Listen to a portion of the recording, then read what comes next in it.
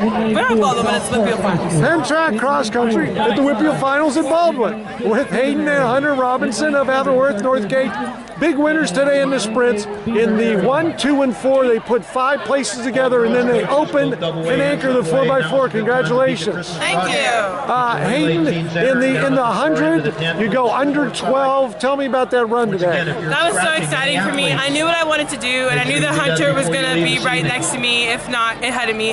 So I knew what I wanted to do, and I knew I wanted to get under 12, so I'm very happy that happened. Now, Hunter, you also were in that race, but you get your win in the 400. Tell me just about running, the sprints and the variation and how difficult it is to go from the 100 to the 400. It is very difficult because the 100 is such a short race, and me personally, I don't get up to full speed until about 60 meters in.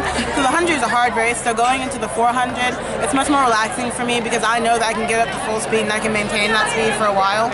So. Now, Hayden, you just missed the record by 100. You blew that one away in the 400, a big record today. Were you happy with your time? I was happy with my time. It was the second best time that I've run this year, and it was a good time to go into states with, so I'm happy. She knew she would be walking home if she didn't break the record. That's what I told her.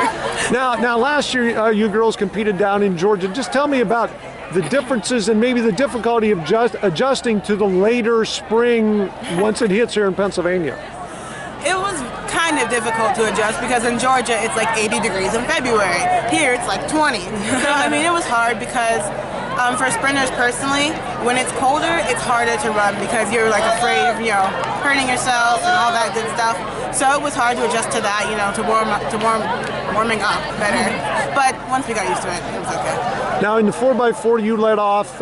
You got your team a good solid lead, and then Hayden, you had the theatrics at the end with the mad rush that you had to put on. Tell me again about the opening and the closing of the 4x4.